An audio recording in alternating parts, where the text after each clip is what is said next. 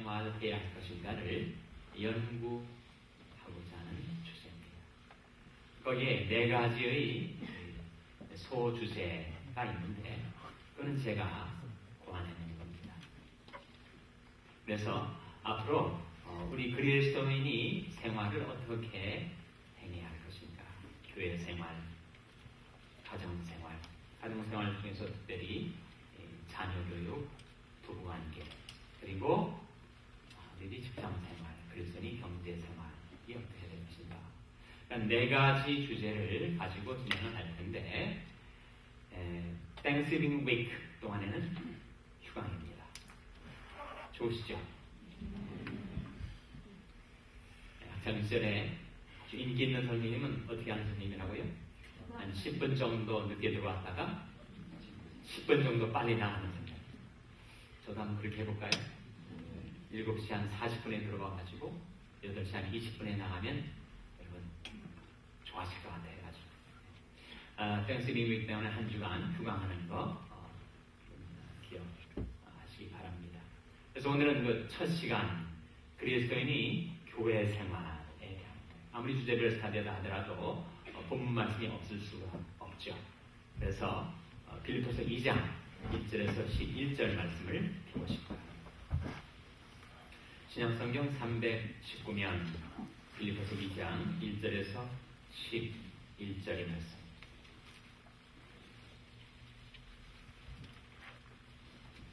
신약성경 319면 빌립보서 2장 1절에서 11절의 말씀을 찾아서 교독하시겠습니다. 빌립보서 2장 1절에서 11절의 말씀입니다. 그러므로 그리스도 안에 무슨 권면이나 사랑의 무슨 위로나 성령의 무슨 교제나 긍휼이나 자비가 있거든 마음을 같이하여 같은 사랑을 가지고 뜻을 다하며 하는 마음을 통하고 아무래든지 다툼이나 허용을 하지 말고 오직 겸손한 마음으로 각각 자기보다 남을 낮게 여기고 각각 자기를 돌아보고 또한 각각 다른 사람들의 일을 돌아보고 나의 몸을 충만케 하라. 너희 안에 이 마음을 품으라. 곧 그리스도 예수의 마음이니 그는 곧 하나님의 것이지만 하나님과 동등됨을 취할 것으로 여기지 아니하시고 오히려 자기를 비어 종의 형체를 가져 사람들과 같이 되었고 사람이 외로워 나타나셨으니 자기를 낮추시고 죽기까지 동정하셨으니 곧 십자가에 죽으시니 이러므로 하나님이 그를 지극히 높여 모든 이름에 뛰어난 이름을 주사 하늘에 있는 자들과 땅에 있는 자들과 땅 아래 있는 자들로 모든 무릎을 예수 이름에 꿇게 하시고 다 같이 읽으시겠습니다. 모든 입으로 예수 그리스도를 주라 하시나여 하나님 아버지께 영광을 돌리게 하셨느니라. 아멘. 이것이 그리스도인이 생활 연구 오늘 첫 시간 그리스도인이 교회 생활에 주어지는 하나님의 말씀입니다. 그런 교회 생활을 해나갈 때 정말 필요한 것이 한 가지가 있는데 그거는 인사를 잘하는 겁니다. 인사들 잘들 하고 계십니까? 제가 동교실 때 목회를 하는 가운데 설교 가운데 그날 아마 일꾼들을 선출하는 때였던 것 같아요. 그래서 제가 우리 세상에서 그런 말 하지 않습니까? 인사가 만사다. 인사가 만사다가 무슨 말이에요?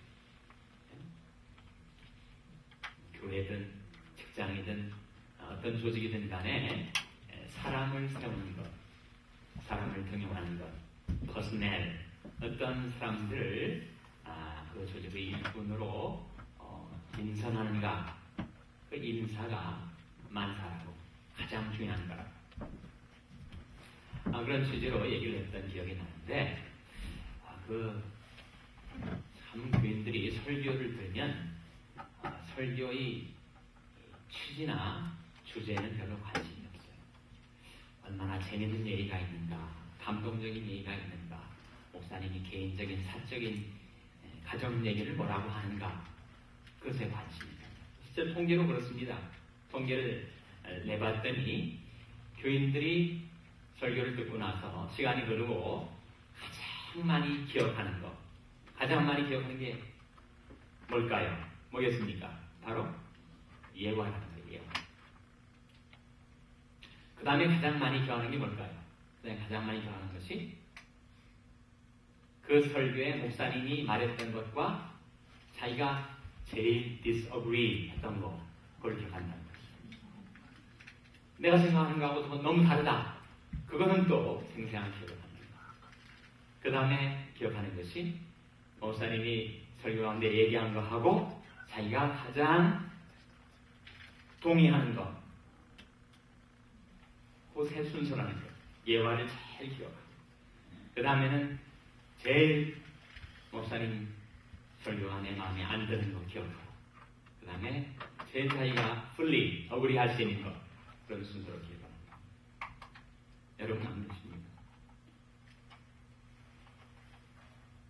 제가 이제 휴가를 가서 교회에 앉아 있으면 목사님이 설교를 교인이 입장에서 교인이 마음을 갖고 듣게 해요.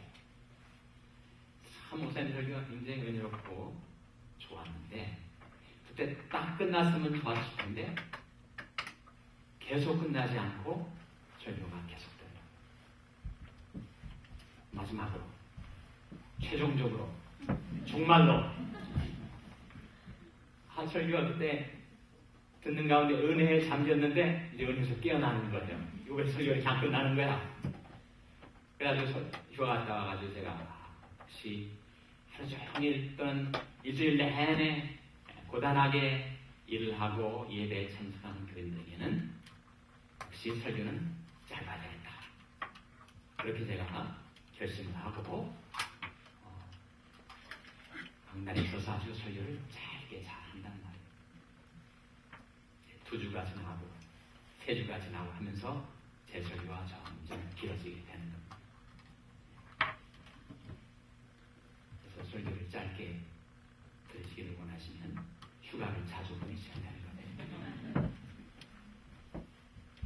그래서 이 교인들 입장에서는 여전히 이 스토리가 재밌는 거예요. 그것이 또 오래 기억에 남습니다. Propositional statements, 너무 명제적으로, 지식적으로, 학식적으로 하는 설교들은 딱딱하고 기억에도 오래 남지 못합니다. 자, 무슨 얘기하다가 지금 이 얘기를 좀 하고 있는 건지 잘 모르겠어요.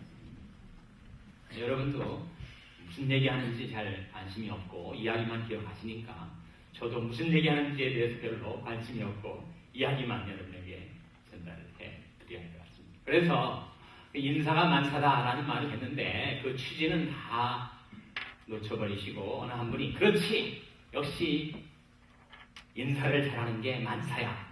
그렇게 그 말씀을 깨달으신 거예요.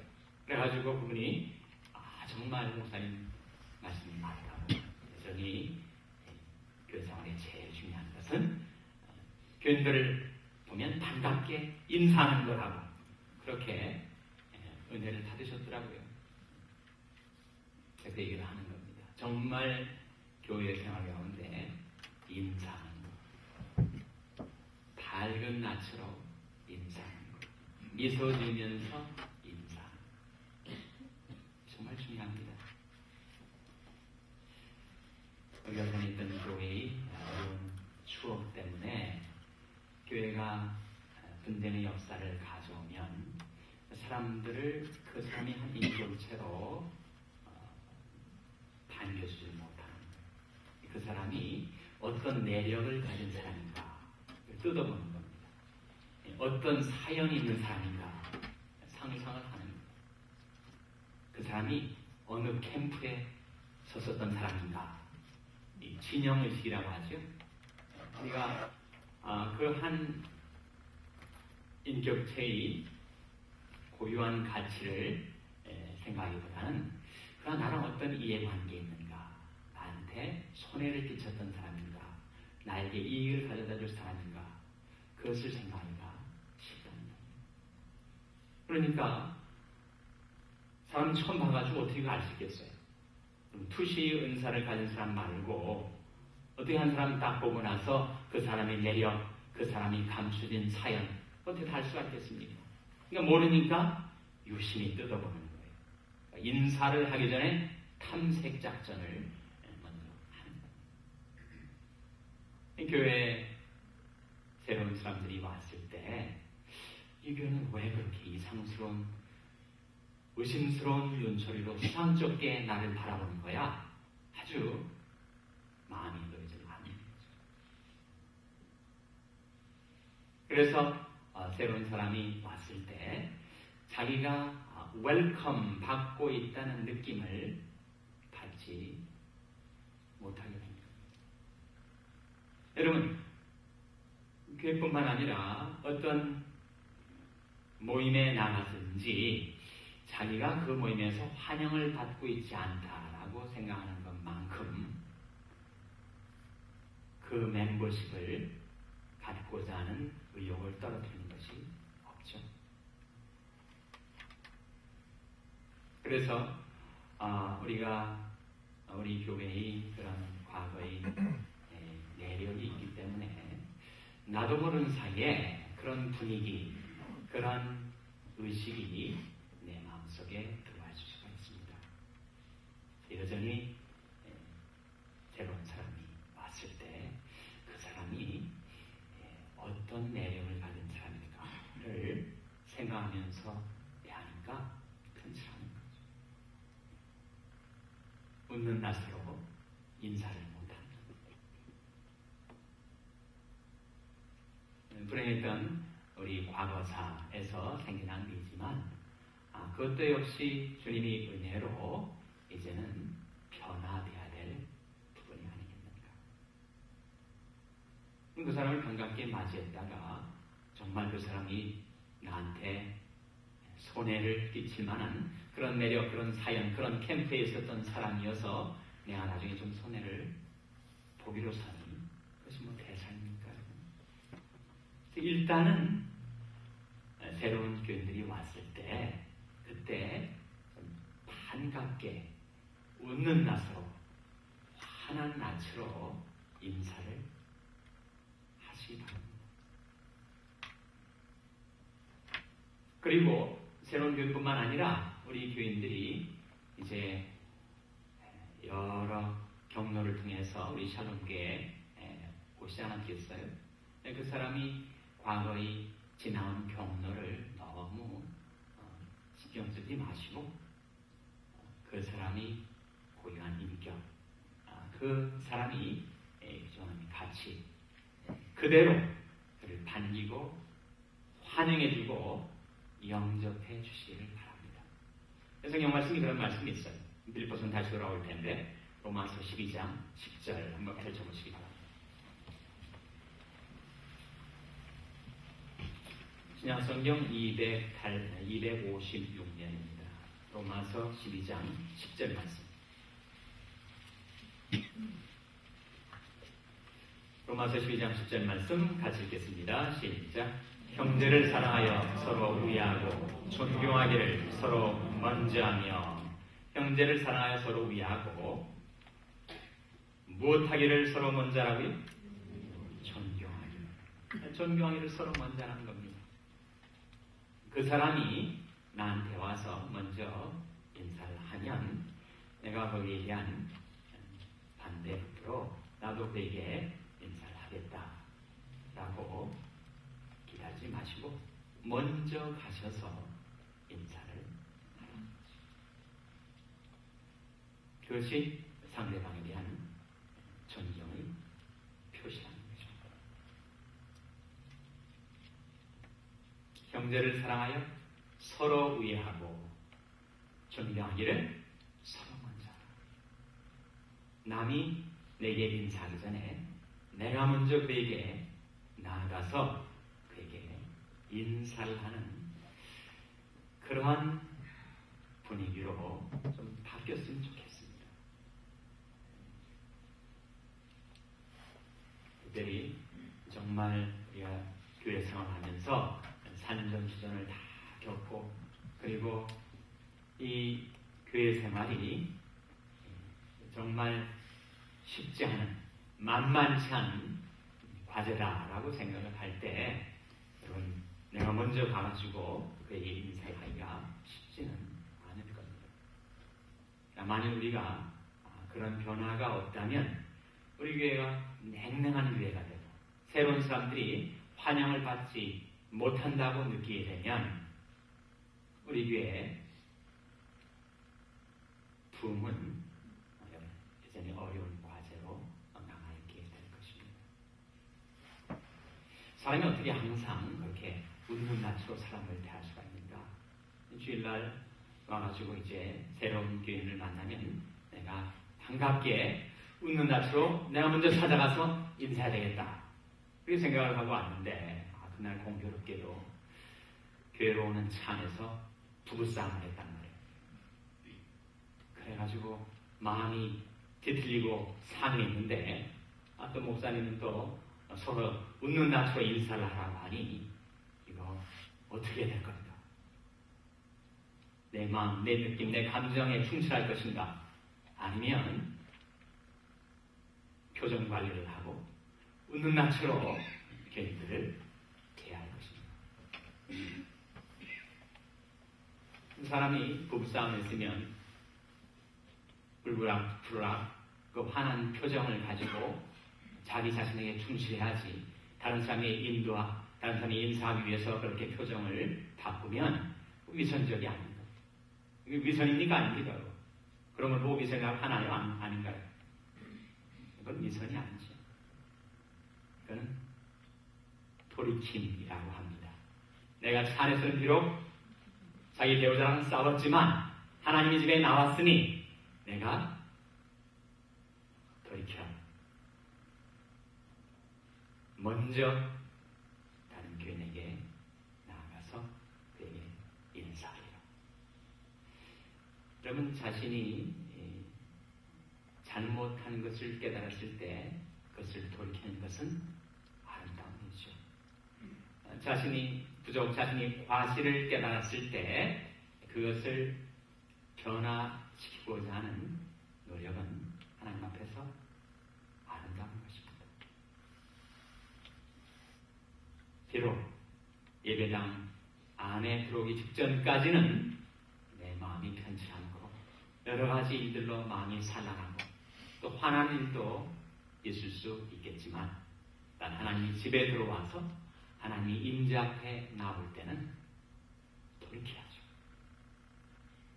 그리고 내가 여호와를 항상 내 앞에 모시며 그가 내 우편에 계심으로 내가 용치 아니하리로다 하신 말씀대로 하나님이 면전에서 하나님이 임재 앞에서 우리는 새로운 마음으로 주님을 모신 기쁨 갖고 여호와를 기뻐하는 것이 너희 무엇이라고요?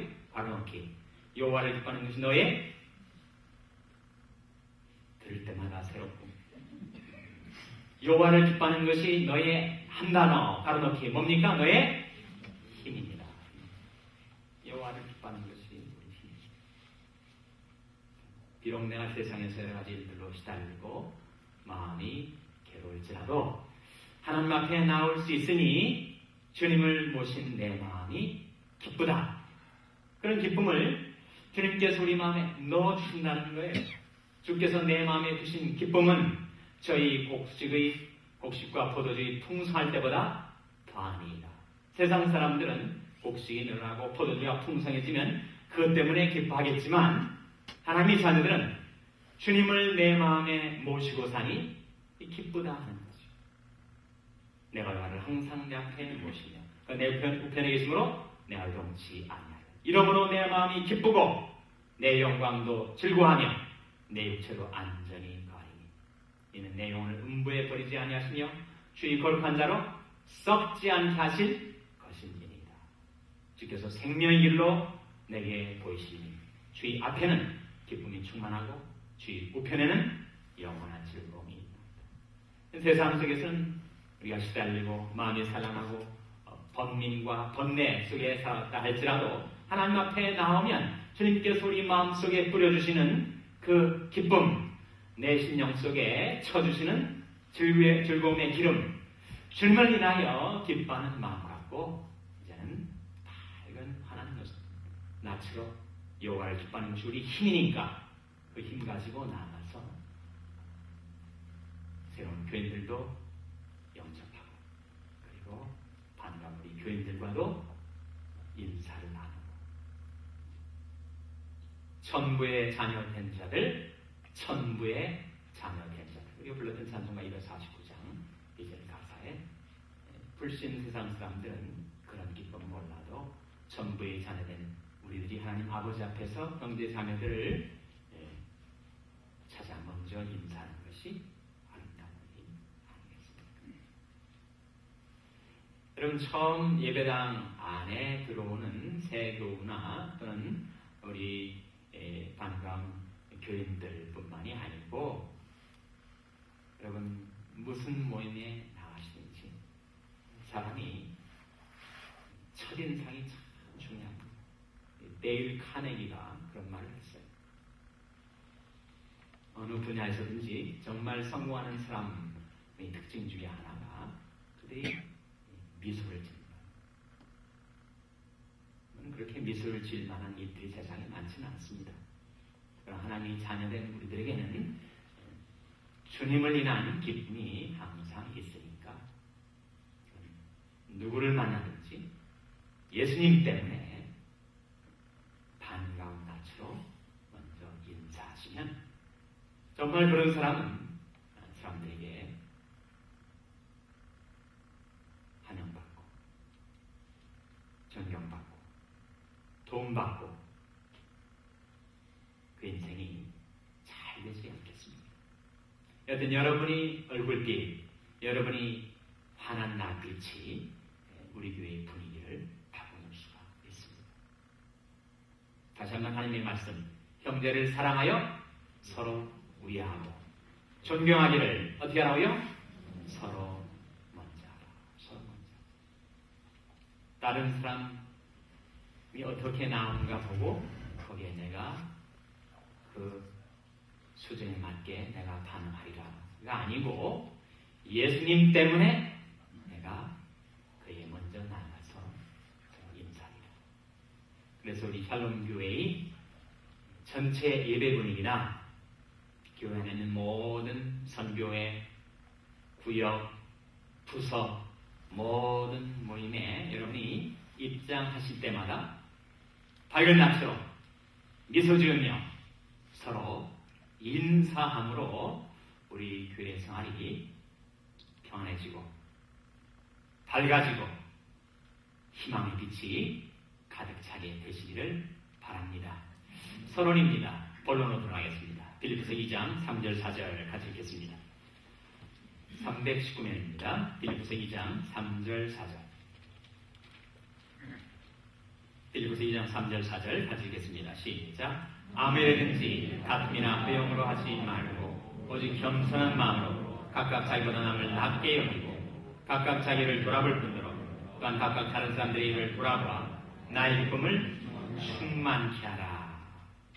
이 빌립보서는 어느 교회에 보내진 편지일까요? 어느 교회? 예? 제 질문이 너무 어렵습니까? 빌립보서는 어느 교회에 보내진 편지라고요? 빌립보 교회. 이 빌립보 교회는 신생교회였습니다. 아주 건전하고 그리고 순전한 신생교회. 그런 신생교회에도 지도자들 간의 갈등은 있겠습니다. 특별히 2000년 전이 고대임에도 불구하고 복음 안에서 남자나 여자가 하나다라는 복음의 진리에 따라서 빌립보 이 교회에 여성 지도자들이 있었답니다. 혹시 그 여성 지도자들 이름이 뭔지 기억하시는 분 계십니까? 네? 빌립보서 4장 2절 말씀 보시기 바랍니다. 거기에 두 여성 지도자들이 이름이 나옵니다. 빌립보서 4장 2절 말씀 같이 읽겠습니다. 시작. 내가 유오디아를 권하고 순두계를 권하니 주 안에서 같은 마음을 품으라. 두 여성 지도자들의 이름 뭐라고요? 유오디아하고 순두계. 순두계는 뭐가 현상이 되세요? 순두부가 현상이 되시죠? 하여튼 이 두 여성 지도자가 서로 누가 더 자기가 뛰어난 리더인가, 누가 더 자기가 존경받는 교회의 지도자인가, 이걸 놓고 각축을 벌이는 거예요. 그래서 누가 좀 더 자신이 드러나고 인정받고 그리고 리더십을 발휘할 수 있게 되는가를 놓고 서로 다투기 시작합니다. 허영을 품게 됩니다. 그야말로 vanity, 허영심을 갖고 있으니까 평안한 날이 없는 거죠. 두 여성 지도자들이 그러고 있으니 다른 교인들에게 영향이 미치게 되는 겁니다. 바울이 빌립보 교회의 소식을 전해 듣고 이 문제를 꼭 좀 다뤄야 되겠다. 그래서 두 여성 지도자들에게 이렇게 권면을 합니다. 3절 말씀, 2절 말씀 하반절에 보시면 내가 유오디아를 권하고 순두개를 권하느니 뭐라고 했습니까? 주 안에서 같은 마음을 품으라. 주 안에서 같은 마음을 품으라. 주 안에서가 중요하죠. 사람이 다 다릅니다. 사람이 정말 다양하죠. 제가 심해 바다 비디오를 즐겨본다 그런 말씀을 드린 적이 있는데 정말 깊은 바다 속에 그 물고기들 또 희한한 동물들 바닷속의 동물들 보면 참 하나님은 유머 감각이 있으시다 그런 생각이 들어요. 어떻게 저렇게 괴상하게 생긴 생물들을 저렇게 지으셨을까? 아주 개성이 다양합니다. 하나님은 우리 인간도 그렇지만 특별히 어린이들이 제일 싫어하는 게 뭔지 아세요? 어린이 제일 싫어하는 거. 아들 입에 달고 다니는 말 있지 않습니까? 뭐라고 합니까? This is boring. 지겹다고 하잖아요. 하나님도 보덤, 지루한 걸 싫어하시는가 봐. 그래서 하나님이 동물, 식물, 광물, 이 자연계를 보면 기기묘묘, 형형색색, 아주 희한하고 개성있고 다양합니다. 그 사람이 다를 수밖에 없죠. 사람이 다 똑같으면 인생은 너무 지루할 뻔했어요. 사람이 다 다르니까 성품도 기질도 생김새도 다 다르니까 최소한 스트레스는 받지만 지루하진 않단 말이에요. 우리 인생이. 그래서 사람은 다를 수밖에 없는데 다르기 때문에 갈등이 생기고 긴장이 생기고 다툼과 허영이 생길 수 있지만 주 안에서 같은 마음을 품으라.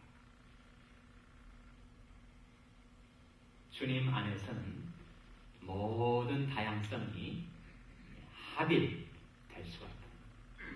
모든 다이버시티가 유니티로 바뀔 수 있는 것이 주님 안에서 이루어진 역사랍니다. 그래서 3절에 보시면 또 참으로 나와 멍에를 같이 앉아 내게 권하니 복음에 나와 함께 힘쓰던 저 누들을 돕고라고 나왔습니까? 누들, 부녀들. 이 부녀들이 누구? 사도 바울이 복음 사역에 동역을 했었던 여성 지도자들이란 말이죠. 그래서 그 지도자들 사이에 갈등과 분쟁, 다툼과 허영을 버리고 주 안에서 한마음 한뜻 갖고 우리가 동역하자. 그렇게 지금 바울이 권면하고 있는데 빌립보 2장 3절에 그 말을 본론에서 바울이 지금 다루고 있는 것입니다. 아무 일이든지 다툼이나 허영으로 하지 말고 우리가 일을 하면서 심지어 하나님이 일을 하면서도 다툼과 허영으로 하기 쉽습니다. 어떻게 세상 일은 그럴지 몰라도 하나님이 일을 한다고 하면서 다툼과 허영의 동기가 불순물이 섞여 들어올 수가 있을까? 섞여 들어올 수 있습니다. 세상 일은 말할 것도 없고 하나님 일을 하면서도 다툼과 허영으로 하기가 쉬워요. 바울이 빌립보 교회의 사정을 생각하면서 여성 지도자들, 지금 갈등 관계에 있는 여성 지도자들 뿐만 아니라 모든 교도를 향해서 아무 일든지 다툼이나 허용으로 하지 말고 오직 어떠한 마음으로 라고 말하고 있습니까? 오직 겸손한 마음. 각각 자기보다 남은 어떻게 여기라고요? 낮게. 나의 받침이 뭐예요? 시옷 받침인데 시옷 받침 대신 우리는 뭘 생각합니까? 지읒 받침을 넣는단 말이에요. 자기보다 남을 더 낮게 됩니다. 이것이 교회 생활의 치명적인 문제입니다. 교회가 화평하고 교회가 가와만사성이라고 교회가 화평해서 날로 부흥하는 교회가 되기 위해서 필수 조건이 있는데 그것은 교인 누구나가 자기보다 남을 더 낮게 좋게 여길 수 있는 마음. 그 마음이 쉽지 않습니다. 저 자신을 들여다봐도 항상 우월감을 갖든지 열등감을 갖든지 그러고 살아갑니다. 컴플렉스가 있다는 얘기입니다. 제가 180 이상 된 사람은 불량품이고 저처럼 아담한 사람이 불량품이다 그런 얘기를 했더니 자기 남편이 180 이상 된 사람 상당히 불쾌하게 여기는 것 같아요. 그러면 그런 얘기 들으실 때 너무 기분 나빠하지 마시고 우리 목사님이 신장 컴플렉스가 있나 보다 그렇게 생각하시면 됩니다. 그러니까 사람들이 항상 다른 사람과 비교의식에 빠집니다. 이 비교의식에 빠지면 좀이라도 자기가 나으면 우월감을 갖고 그리고 어떻게든지 자기가 남보다 더 나은 점을 찾아내서 우월의식 속에 살아가요. 아무리 봐도 우월감을 못 가질 라이벌이다 그러면 그 인간을 볼 때마다 열등감에 빠져요. 그래서 우리 인간이 못습니다.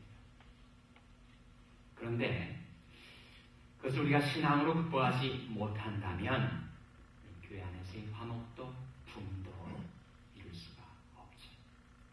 근데 어떻게 자기보다 남을 더 낮게 여길 수가 있는 거예요? 분명히 내가 더 나은데 내가 더 잘났는데 저 인간을 나보다 더 낮게 여기는 것은 이것은 자기 암시, 자기를 속이는 것이 아닌가. 왜 자기 감정에 충실하지 못하고 억지로 그렇게 내가 분명히 더 잘났는데 저 인간이 더 나은 것처럼 그렇게 여기라는 말인가.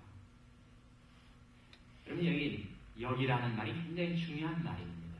로마서 6장에 보면 이 여기라는 말이 자주 나오는데 이 여긴다는 것은 아닌 것을 억지로 여기라는 의미가 아니고 사실을 그대로 받아들이는 것을 reckoning이라는 말, 로기소마이라는 말이 의미하는 것은 그럼 장부의 차변과 대변에 기입을 할 때 자산과 부채를 나눌 때 자산을 자산으로 부채를 부채로 기입하는 것 그것이 여기는 거란 말이죠. 자산인데 부채로 억지로 여길 수가 없는 것이고 부채인데 억지로 자산으로 여길 수 없다는 말입니다. 그래서 우리말 어감이 자칫 여기는 것을 사실도 아닌데 그냥 그것이 좋은 거니까 억지라도 여겨야 되겠다. 그런 의미가 아니라는 거예요. 즉 그 말씀의 뜻은 나보다 실제로 남이 낫다는 겁니다. 더 뛰어나다는 거예요. 더 존경할 만하다는 것이죠. 실제로 여러분 현재 여러분의 마음에 떠오르는 어떤 사람을 생각해 보세요. 가족일 수도 있고 교인일 수도 있고 또 직장 동료나 상사나 부하 직원일 수도 있을 겁니다. 그 사람과 나와를 비교할 때 나보다 그 사람이 낫다는 거예요. 그것이 사실이라는 겁니다. 사실 그대로 인정하는 것이 여기다의 의미입니다. 어떻게 그렇단 말인가? 내가 그렇게 가장 덜 떨어지고 못났다는 말인가? 그런 의미가 아니죠. 어떤 사람이라 하더라도 나보다 더 뛰어난 점이 반드시 있습니다. 그 사람이 내가 가지지 못한 고유한 귀한 것을 가지고 있어요. 그걸 뭐라고 하죠, 여러분? 내게 없는 그 사람에게 주어진 특장점, 그걸 뭐라고 합니까? 그걸 뭐라고 해요? 그걸 바로 은사라고 합니다. 그러니까 내가 아무리 잘났어도 나에게 없는 하나님이 그에게 고유하게 주신 은사가 있단 말이에요. 그 은사면에서 비교할 때 객관적으로 분명히 그는 나보다 더 뛰어난 사람이에요. 여러분이 아무리 능력 있고 수완 있고 실력이 있어도 어떤 특정 부분에 있어서 여러분보다 그 사람이 더 실제로 뛰어나다는 겁니다. 그걸 인정하는 거예요. 그래서 각각 자기보다 남을 낮게 여기라는 거예요. 지읒받침이 아니에요. 여러분, 그리스도 안에서 있는 우리 모든 지체들은 하나님께서 그에게만 특별하게 부여해 주신 은사를 가지고 있어요. 그래서 그 은사면에 있어서 그는 나의 스승입니다. 내가 그에게 배워야 돼요. 그는 나보다 실제로 더 낫습니다. 억지로 여기라는 것이 아니라 사실이라는 거예요. 그것이 꼭 카리스마, 즉 어떤 일을 하기 위한 능력과 재능을 가리키는 은사에만 한정되는 것이 아니에요. 어떤 경우는 그럼 내가 적어도 저 인간보다는 혹시 성격이나 인격이나 품격 면에서 내가 그래도 더 뛰어나지 라고 생각할지 몰라도 인격 면에서도 그 사람이 나보다 더 낫다는 거예요. 다른 사람이 나를 아무리 나쁘게 비방을 해도 D.L. 무디가 그랬다는 거 아니에요? D.L. 무디가 어떤 사람이 계속 D.L. 무디에 대해서 슬렌더 중상모략을 했다는 거예요. 그를 아끼는 친지가 와가지고 아니 그 사람이 당신에 대해서 이렇게 부정적인 말을 하는데 당신이 괜찮으냐고 D.L. 무디가 뭐라고 했다는 거예요? 그 사람이 내 실상을 알았더라면 더 지독하게 나를 비방했을 텐데 나를 모르니까 그 정도만 해주는 거예요. 여러분, 우리 자신이 실상을 되돌아볼 수 있다면 은사면뿐만 아니라 인격면에서도 그 사람이 나보다 더 낫습니다. 은사와 인격 말고 생활면에 있어서 여러분, 사람들이 다 온전한 사람, 완전한 사람은 없습니다. 그래서 내가 생활면에서 못하는 것을 다른 사람이 실제로 잘 하고 있는 거예요. 나는 객관적으로 비교할 때 모든 면에서 그 인간보다 내가 더 낫지 라고 생각하는 사람이 혹 있다 할지라도 생활면에서 그 사람이 나보다 훨씬 더 잘하고 있는 것이 있다는 거예요. 그래서 바울이 지금 당부하고 있는 것은 아무래든지 다툼이나 허용으로 하지 말고 오직 겸손한 마음으로 아까 자기보다 남을 더 낮게 여기라. 그것이 우리 그리스도인들이 가져야 될 기본적인 마음가짐입니다. 그런 마음 갖고 살면 인간관계가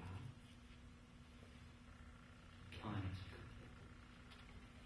그런 마음을 갖지 못하고 내가 우월감을 갖고 남을 무시하며 살아간다면 우리는 큰 낭패를 보고 말 거예요. 다른 사람들 보고 화가 나는 게 많이 생기는 겁니다. 내가 안 그랬는데 왜 이렇게 혈기에 사로잡혀서 이렇게 사람들을 미워할까? 그런 마음이 들게 됩니다. 구약 성경에 나온 정말 구약 성경은 정말 하나님 말씀인 것 같아요.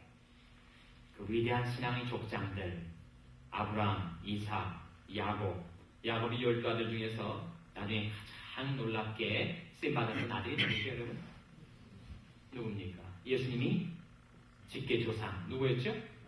유다 아니에요, 유다. 바로 유다 말고 유다. 야곱이 사남 유다.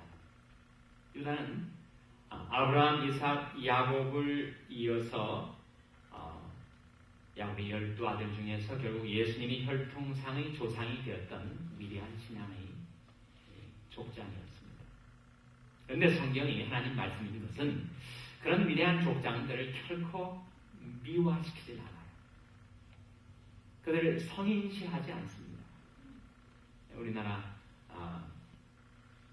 건국 설화 때 보면은 막 희한한 일들 당장 뭐 고대는 말 것도 없고 북한에 보면은 뭐 김일성, 김정일 부자에 대해서 굉장히 미워하지 않습니까?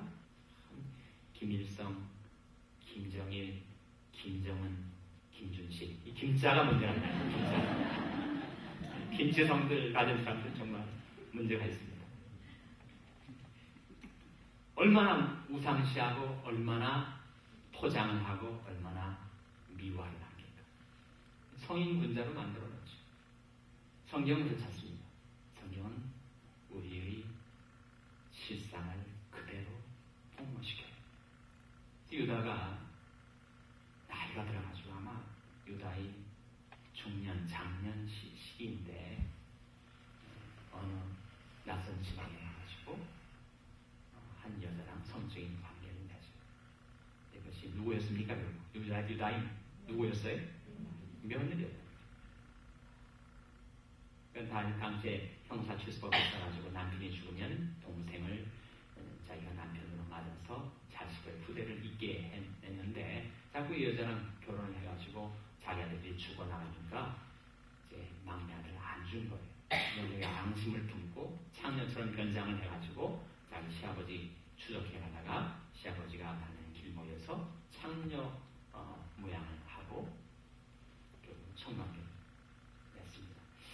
보통 사람 같으면 자기 위대한 조상의 그 수치스러운 그 부분을 덮어주죠. 가려주고 그것을 드러내지 않으려고 숨기려고 하는 거죠.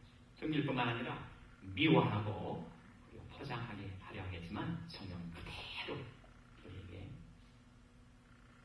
드러냅니다.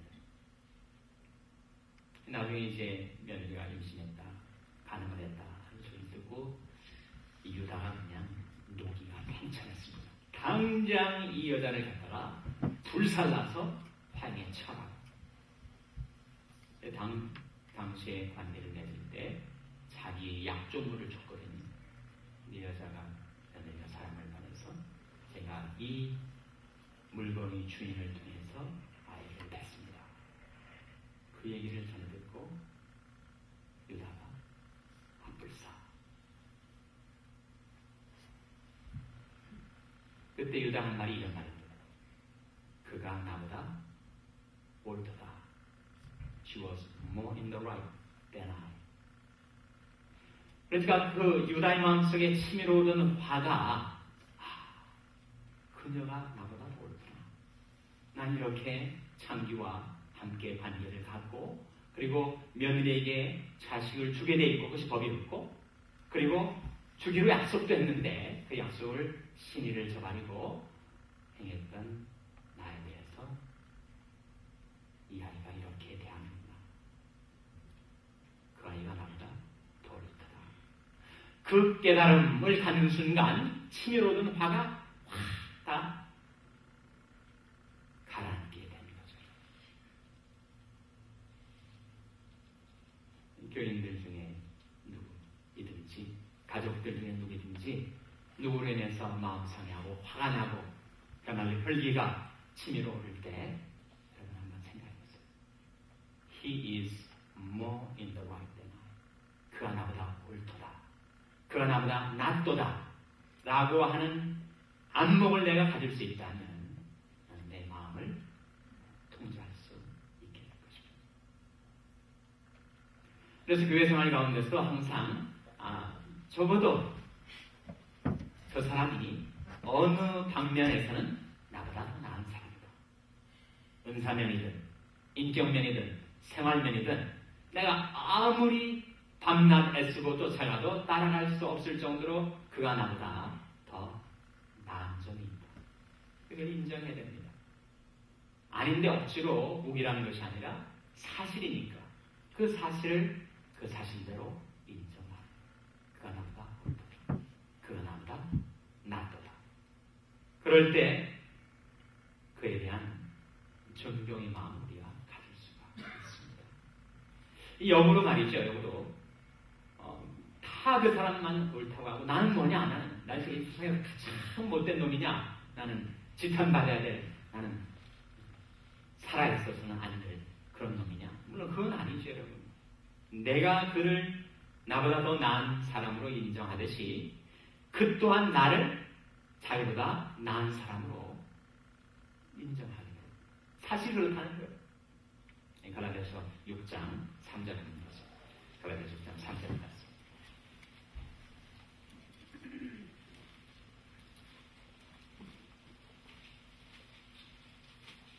갈라디아서 6장 3절 말씀 찾아서 같이 읽겠습니다. 신약성경 308면 갈라디아서 6장 3절입니다. 같이 읽겠습니다. 시작. 만일 누가 아무것도 되지 못하고 된 줄로 생각하면 스스로 속임이라. 우리 실상이라는 거예요. 겸손해질 수밖에 없는 이유라는 겁니다. 그런데 그 겸손이 비굴에 떨어지지 않고 열등감으로 전락되지 않고 우리가 마땅히 가져야 될 자긍심, 셀프-이스팀, 자존감을 갖고 살아갈 수 있는 이유가 있다는 거예요. 그 근거가 뭐라는 겁니까? 바로 다음 절에 나타나죠. 4절 말씀 같이 읽겠습니다. 시작. 각각 자기 일을 살피라. 그리하면 자할 것이 자기에만 있고 남에게는 있지 아니하니. 거기에 자랑할 것이 자기에게만 있다 했을 때 그 자랑할 것이 뭐라는 겁니까? 이게 바로 은사라는 거예요. 은사. 하나님이 그에게 독특한 은사를 주셔서 내가 그 일을 존경하고 배우는 것처럼 하나님이 내게만 주신 은사가 있습니다. 내게 주신 특장점이 있어요. 누구에게나 있습니다. 은사면에서든 성품면에서든 생활면에서든 아주 성질이 개팍하고 못된 사람도 부지런함에 있어서 근면에 있어서는 아주 탁월한 사람이 있단 말이죠. 무엇이든지 그렇습니다. 그래서 내게 없는 고유한 은사와 인격과 삶의 내용을 내게 주신 것처럼 또 하나님께서 나 같은 죄인에게도 그런 은사를 주셔서 자랑한 것이 내게 있다. 그러니까 서로 존경하게 된다는 거죠. 교회 안에서 모든 하나님의 자녀들은 그렇게 서로 존경하기를 먼저 할 수 있게 되었다는 겁니다. 말씀 시간이 됐기 때문에 말씀을 마무리 짓겠는데요. 빌립보서 2장에 들어가서 여러분 이 사도 바울이 이 유오데아하고 순두계사이의 갈등의 문제, 빌립보 교회라는 신생교회에서 발생하고 있는 리더십의 갈등의 문제를 다루기 위해서 실질적인 권면은 바로 이 3절에 나와 있듯이 아무에든지 다툼이나 회용을 하지 말고 지금 모든 일에 자기보다 남을 더 낮게 여기라고 하는 말씀을 하고 있는데 이 실질적인 권면의 그 근본에 뭐가 있는지를 보세요. 빌립보서 2장 5절이 나오지 않습니까? 2장 5절이 무엇이었습니까? 너희 안에 이 마음을 품어라. 곧 그리스도 예수의 마음. 그래서 사도 바울은 교회에서 발생하는 실질적인 문제 해결을 깊은 성경의 진리에 근거해서 지금 권면을 하고 있는 것입니다. 만일 우리가 예수님의 마음, 하늘 영광 버리시고 자기를 낮추시고 십자가까지 죽기까지 내려가신 그리스도의 마음을 품고 살 수 있다면 아무든지 나를 따라오려거든 자기를 부인하고 날마다 제 십자가를 지고 나를 좇을 것이니라. 나는 마음이 온유하고 겸손하니 나의 멍에를 메고 내게 배우라 말씀하신 그 온유하고 겸손하신 예수님의 마음, 그리스도의 마음을 품고 우리가 자신보다 남을 더 낮게 여기고 우리 모두가 하나님 아버지 앞에 서게 된 나를 하나님 아버지 앞에서 예수님 모시고 성령 안에서 한 형제 자매로 영원히 천국에서 살 소망을 갖고 그 천국에서 살 연습을 우리가 이 세상에 교회 생활을 통해서 하고 있는데 교회 생활하는 동안 여러분 새로운 교인들이나 다른 교인들 항상 웃는 낯으로 반갑게 먼저 가셔서 인사하시고 그리고 자기보다 남을 더 낮게 여겨서 하나님 아버지를 기쁘시게 해드리는 자녀된 저와 여러분 다 될 수 있기를 간절히 바랍니다. 기도하시겠습니다. 오늘 말씀을 기억하면서 1분간 우리 적용 기도를 하겠습니다. 하나님, 오늘 말씀대로 하나님 일을 하면서도 다툼과 허용을 하기 쉬운 저희들, 진정으로 자기보다 남을 더 낮게 여기며 존경하며 사랑하며 살게 해주셔서 1분간 하시면서 기도하겠습니다.